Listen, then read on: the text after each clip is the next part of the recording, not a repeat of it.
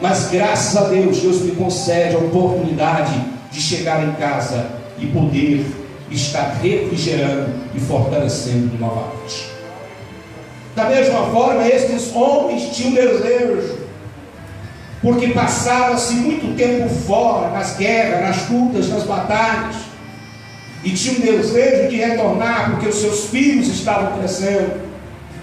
Muitas vezes perdia muitas partes boas da família, e o desejo crescia no seu coração. Dobre a tua atenção. A Bíblia diz então que nesse período, os amalequitas, tirando proveito que os valentes não estavam guardando a cidade, a história diz então que eles tomam as mulheres, os filhos, queimam a cidade, assolam tudo que tem, e a cidade se transforma em ruínas e cinzas e chamas. Quando eles chegam, avistam uma fumaça, e todos sabem onde a fumaça foi. Correm rapidamente, e quando chegam lá, toda a cidade está em ruína. Mais do que depressa, correm às suas casas, quem sabe já com a cena imaginariamente, pensando que a sua família poderia ser atrocinada, morta, mas não encontram ninguém, senão tudo destruído, arruinado. Naquele momento a revolta se torna tão grande, a única coisa que vem ao coração deles é um desejo de lamentação. A Bíblia diz que eles choraram em alta e consonante voz, choraram tanto ao ponto de não ter mais o que chorar. A dor na alma, só quem perde sabe quanto é a dor da perda. Só quem já perdeu um ente querido sabe a lacuna que ela provoca na alma. Só quem já perdeu um relacionamento, algo que é muito próximo, íntimo, que tornou uma sequela, uma ferida, parece que não tem como voltar novamente aos sentidos. Só sabe de dor quem já passou por dor. Só sabe de perda quem já passou por perda. Só sabe de aflição quem passa por aflição. Só entende de lágrimas quem já derramou lágrimas. Mas eu tenho uma palavra de Deus para dizer, porque a Bíblia nos consola dizendo: o choro pode durar uma noite, mas a alegria virá pelo amanhecer. Há uma promessa de Deus.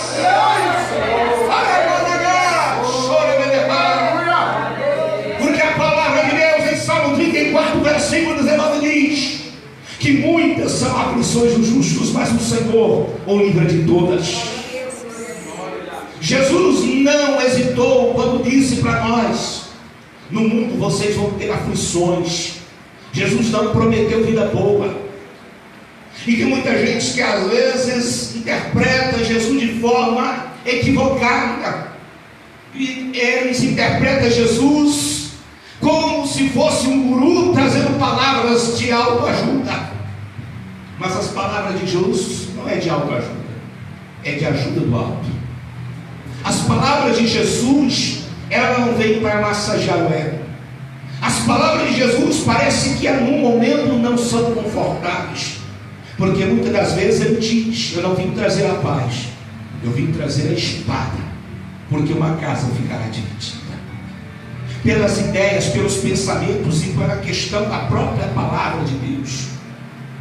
Porque nós vemos Malaquias dizendo que os nossos piores inimigos muitas das vezes estão na nossa própria casa. Porque se nós olharmos as circunstâncias dos inimigos de Israel, todos são parentes. Os amalequitas são parentes, os amonitas são parentes, os filisteus são parentes. Todos são procedentes geneticamente, biologicamente de irmãos, e que estão entrelaçando-se em guerras e conflitos. Isso quer dizer que muitas das vezes vamos enfrentar situações. A blindagem na família não quer dizer que estaremos isentos de problemas. Lembra de Marta, Maria e Lázaro? Jesus amava, era limite, mas a morte veio e bateu. As doenças vêm, os problemas vêm, mas qual é então a finalidade de servirmos a Deus? É entendermos que tem Deus que nos orienta, que nos ajuda, que cura as nossas dores, que nos dá inteligência, que nos dá capacidade para resolver problemas, que nos faz enxergarmos coisas que os homens naturais não conseguem enxergar.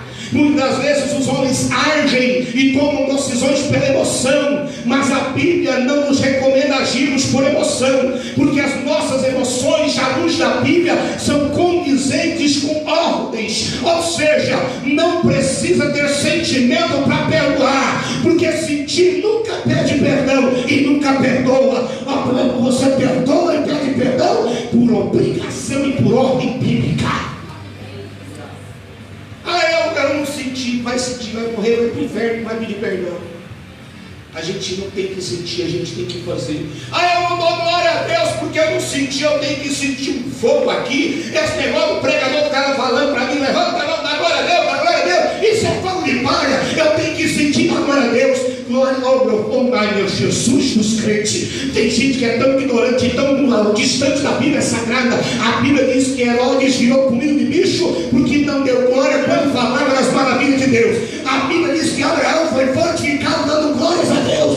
Dar glórias a Deus não é sentimento, dar glórias a Deus é uma obrigação. E se o pregador dizendo dá glória, porque quando você dá glória, a glória se manifesta no ambiente. Aleluia! Aleluia! Escuta! Mas essa história um pouco melancólica diz então que após chorarem, eles se voltam para contra Davi e disse: Davi, a culpa é tua. Foi você que nos guiou nessa guerra. Foi você que nos enviou para um campo de batalha. A Bíblia diz que eles pegaram pedras para apedrejar Davi, o seu líder. Deixa eu aqui fazer um parêntese. Pastor Adeir está fazendo uma campanha com os irmãos da família. Que coisa linda. Só que tem muita gente que às vezes esquece, não lembra, porque a nossa memória é muito curta, que pastor e líder também passa problema familiar. Que às vezes passa luta. Eu passo, acho que o Adeir não tem esse problema. O Adeir é quase um transcendente do céu. Na casa dele é só glória a Deus. Você quer saber como é chegar na casa de um rico? Chega lá e toca a campainha. A campainha de pobre é diferente. Nem pobre não tem campainha, bate palma. Quando tem, ela grita, você passou na parede. Mas na casa de rico, você vai na casa de rico, você bate lá, parece um teclado tocando. Mas o certo é que Davi passava uma situação igual, estava no mesmo pé de igualdade. A sua família também tinha sido levada. Mas, porém, Davi toma uma atitude. A Bíblia diz que ele fica angustiado, como natural, como qualquer líder, como qualquer pastor sente. Angústia por ser humano. Mas, porém, há uma diferença. Davi, mesmo angustiado, por querendo apedrejar, a Bíblia diz que Davi animou-se do Senhor. Umas duas pessoas entenderam, mas amém. Amém.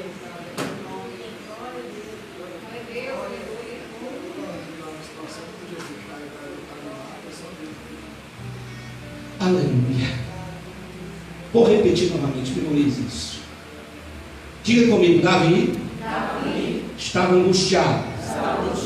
O povo queria apedrejá-lo. Mas Davi tomou atitude. Aí a gente pergunta para o pastor: Paulo, está fraco? De animar-se. Aleluia. Glória a Deus. Pastor, não estou entendendo. Irmão, olha para cá. Sabe qual é a pior coisa de um ser humano? Desânimo. Porque o desânimo é o antônimo de alegrar, animar-se. Paulo está escrevendo à igreja de Filipenses, está dizendo: alegrai-vos no Senhor. Sabe onde Paulo estava? No cárcere, em Roma, sentenciado à morte. É só uma questão de tempo. Um homem está enclausurado, um guarda à esquerda, um guarda à direita, apenas uma escreveria, com um papel e uma caneta, escrevendo para a igreja que está passando um momento de luta e dificuldade. E Paulo está dizendo: alegrai-vos no Senhor, alegrai-vos no Senhor, alegrai-vos no Senhor. Aleluia, aleluia. Mas pastor, como alegrar em Deus? Como alegrar em Deus com uma mulher tremenda que eu tenho em casa, pauleira, desviada? É loucura, utopia, esquizofrenia. Isso é ilusão caótica e uma forma incoerente de um pregador pentecostal. Não tem outro objetivo para argumentar nesta noite acerca deste pregador, não. Nada disso. Não é utopia. Não é pragmatismo. Olha para cá. Alegrar no Senhor é entender aquilo que a palavra de Deus me diz. Jesus diz: passarão os céus e a terra, mas as suas palavras não hão de passar. Aleluia. Porque o próprio salmista, ele escreve no Salmo 46: ainda que a terra se mude, ainda que os montes se transportem para o meio dos mares, eu ainda assim me alegrarei no Senhor, porque eu sei que Ele está no controle da situação, que a minha vida está na palma da tua mão, e Ele sim dará o fim necessário. Aleluia, aleluia. Davi era um homem que tinha promessas. Davi era um homem que havia promessas, porque lá no campo, lá no meio das ovelhas, lá no meio do pasto, ele está escrevendo o Salmo 23: o Senhor é meu pastor, nada me faltará. É assim mesmo. Davi poderia estar no pasto, assentado em meio às ovelhas, mas já estava vendo profeticamente, sentado, regendo, governando o reino de Israel sobre as 12 tribos e declarando: as promessas de Judá se cumpriram na minha vida. A promessa de Joquebede não caiu no Egito. A promessa do leão não ficou na boca de Sansão. As promessas de Deus não se limitou à circunstância. Ainda que Judá, por uma prostituta, quase pôs tudo a perder, há uma promessa de Jabes, há uma promessa fincada, há uma promessa de Jessé, há uma promessa viva de um trono que nunca terá fim. É crer uma promessa, Davi sabia disso. Alegrar-se. Aleluia. Crente, aleluia. Principalmente se for pentecostal, assanhando o roxo. Aleluia. Por quê? Porque os homens, o diabo, olha e está derrotado, acabou. Por quê? Ele não aguenta mais. O desânimo quer dizer para ele que a mulher dele não tem solução. O marido não vai sair da cachaça. Os filhos vão ser libertos das drogas. Não vai sair da prostituição. Os filhos, não adianta ficar pensando que os pais vão se converter. Por quê? Porque o pai disse que o bisavô, o tataravô era assim, assim, assado, e vai morrer desse jeito. Tem muita gente dizendo: Senhor, a minha casa, a minha família, brinda ela. Mas o que eu olho para o reino de Deus é que Deus não trabalha o seu reino do exterior para o interior, mas trabalha do interior para o exterior. Deus não brinda de fora para dentro, mas de dentro para fora. Aleluia, aleluia. Não estou entendendo, pastor, de onde é, porque a matéria da blindagem, a proteção não é estereótica, mas é a parte interna, aonde protege contra os ataques das balas, dos conflitos que vêm contra ela. Estão protegidos na parte interior. Por quê? Porque ele vai degradando, batendo as partes, até aproximadamente chegar perto das partes internas, mas não chega, porque a última camada ela é mais grossa, é mais protetora. Sabe por quê? Porque a proteção, a blindagem vem de dentro para fora. Davi estava blindado pela graça, pelo poder do Espírito Santo de Deus. Deixa eu dizer uma coisa meio doida aqui. Crente, ele é anestesiado contra as dores. Porque se o crente ficar exposta à dor, ele desiste, ele entrega, ele abandona, ele para. Por isso o salmista diz no Salmo 91: à sombra do Altíssimo eu me refugio, eu me escondo. Por que eles estão usando essa expressão, a sombra do Altíssimo? Porque no tabernáculo tinha uma cortina, e ali um candeeiro com 7 lamparinhas. Propriamente alguém estava usando a luz do profeta e do sacerdote Samuel ainda menino, e a cama de Eli numa extremidade e a dele em outra. E a história diz então que a cortina que separa do Santo dos Santos, aonde estava a Arca da Aliança, o propiciatório, a tampa. Oh, aleluia, se você não der glória, eu vou sair correndo daqui a pouco. Aleluia, diz então que o candeeiro ilumina as cortinas, e quem está dormindo bem próximo, quando via a lamparina que batia a cortina, ela dava como uma sombra. Então o salmista inspirado estava dizendo: a sombra da Onipotente, a sombra do Altíssimo, a sombra da sua presença, a tua sombra debaixo da tua proteção.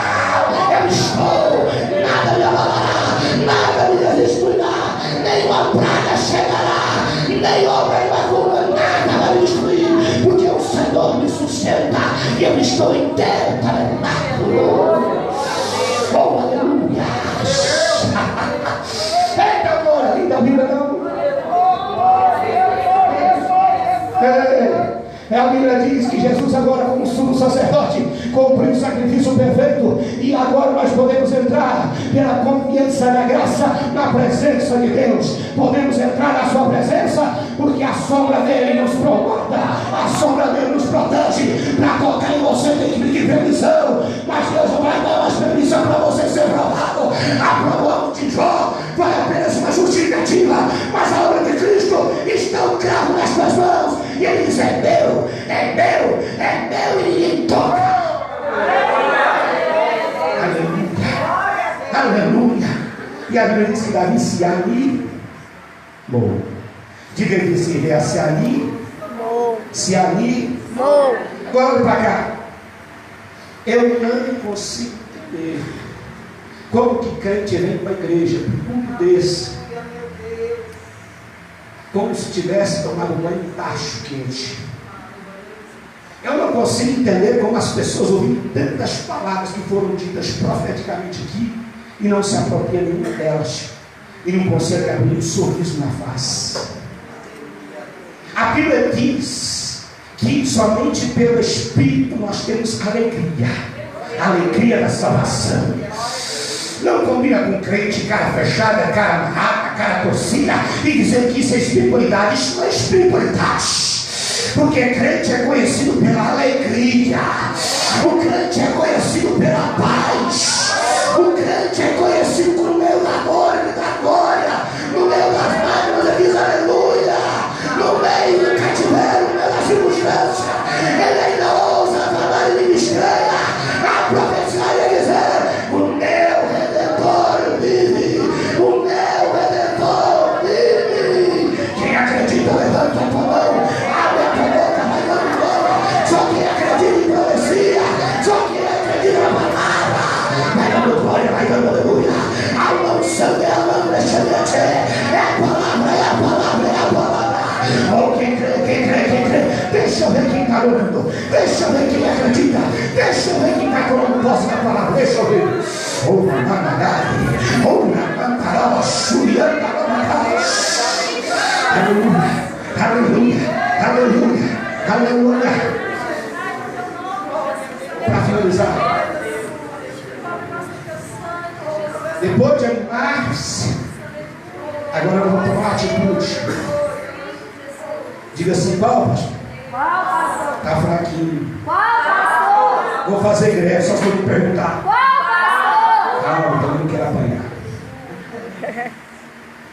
Depois de alegrar-se, é tomar uma atitude, sair da zona de conforto e ir à guerra, à batalha, à luta, buscar aquilo que é teu por direito.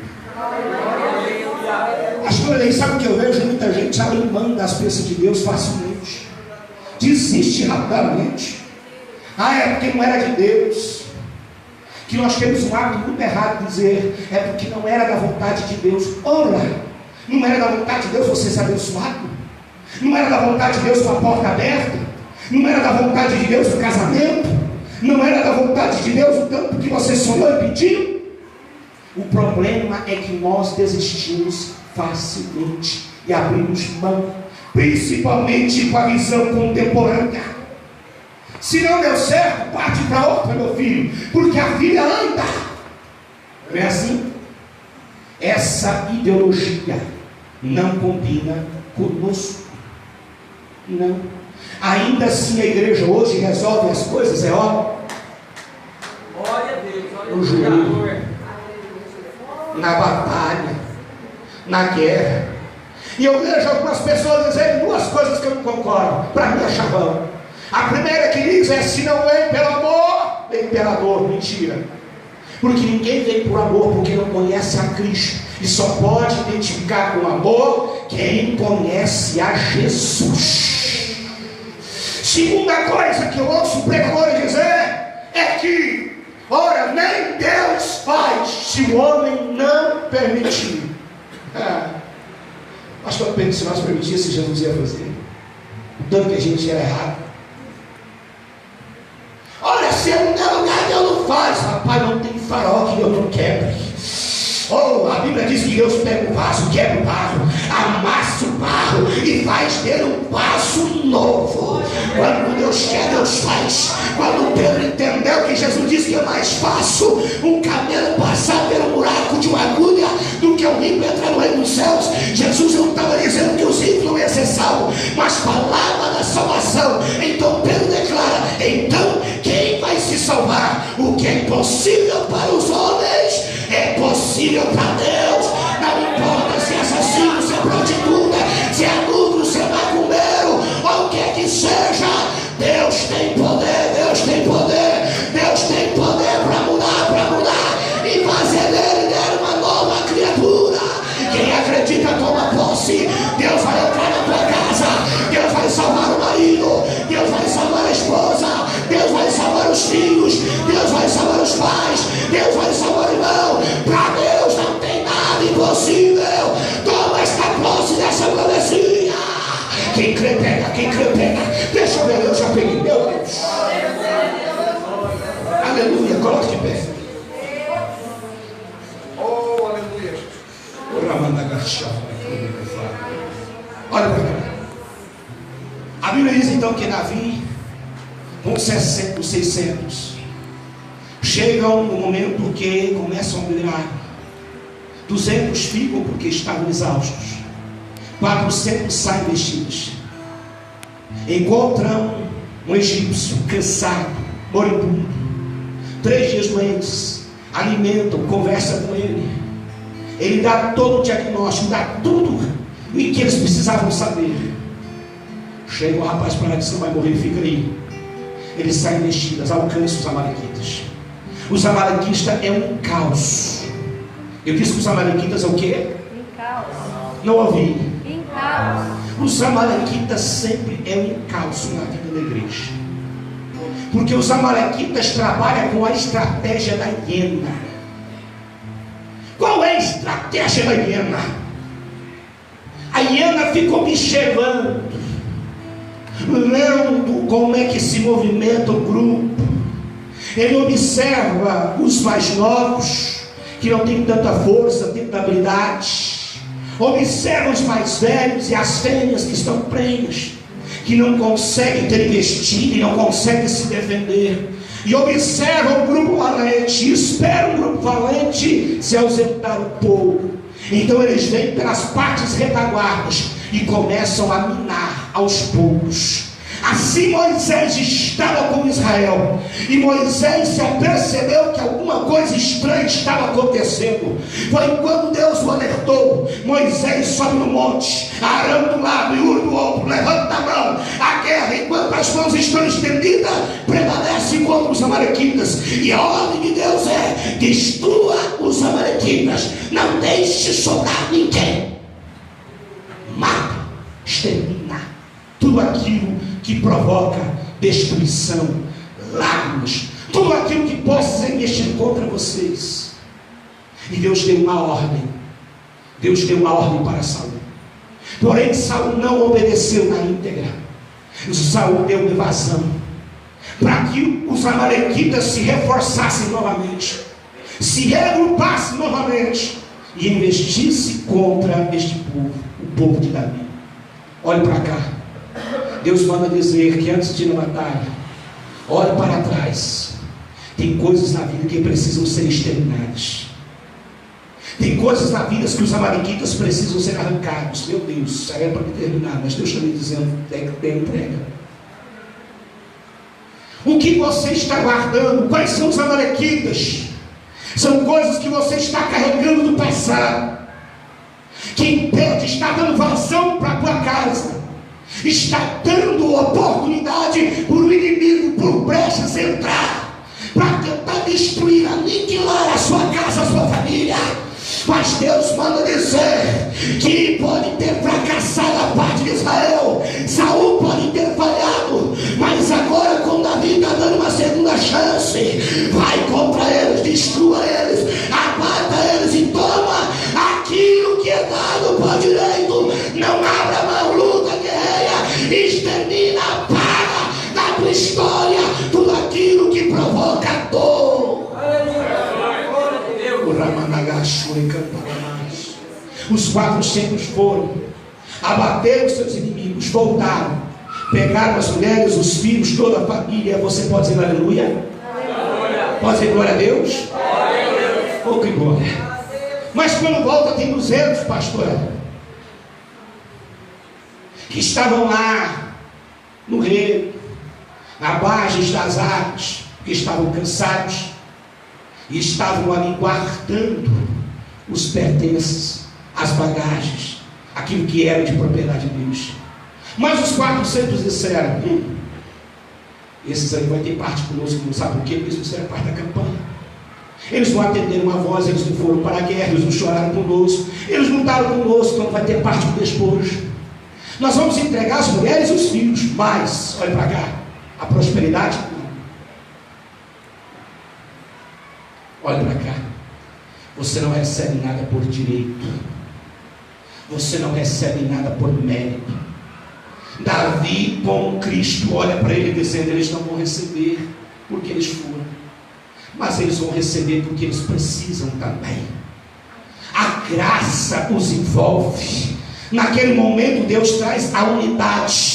Sabe o que eu aprendo com isso? Quando nós nos unimos em forças, quando nós começamos a estender a mão para quem está do nosso lado, para alguém que começa a dizer: ei, aquele que não tem cuidado dos teus é pior do que o ímpio, negou a fé. Paulo estava declarando para a igreja: cuide dos teus, alimenta os teus, fortalece os teus, porque vai chegar um tempo, Jerusalém, que a oferta que não destes, o alimento que deu, o sustento que sustentastes, vai voltar para você, vai ter retorno, vai ter bênção, a igreja vai gozar dos benefícios do investimento.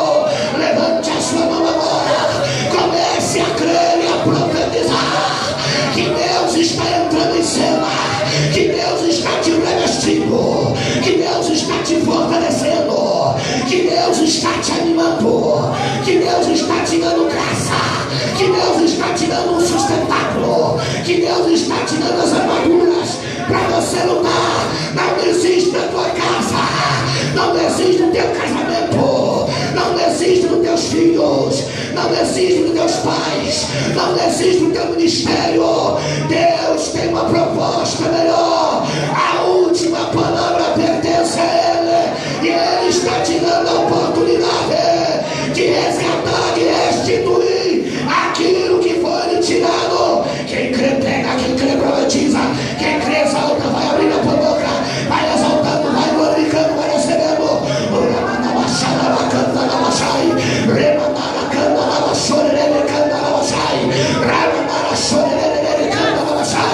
Vai recebendo agora, agora, agora, agora, agora.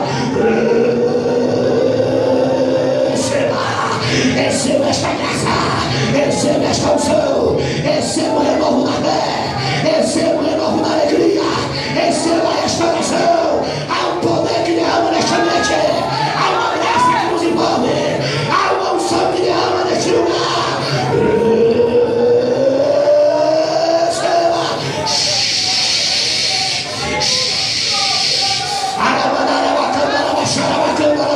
Volte a profetizar, volte a profetizar, volte a falar uma estranha, volte a sentir, receba o toque, receba o renovo, receba a unção, agora, agora, agora, agora, agora, agora.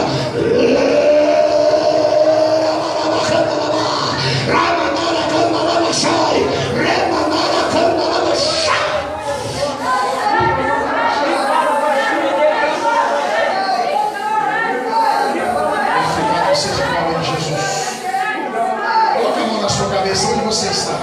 Olha a sua cabeça. Glória a Deus, o pastor João Lucas, eu quero crer juntamente com você. Presta atenção. Famílias tiradas, filhos tirados, casas queimadas, bens destruídos. Choraram até o ponto de não ter mais forças para chorar. Você sabe o que é perder um filho? Não tinha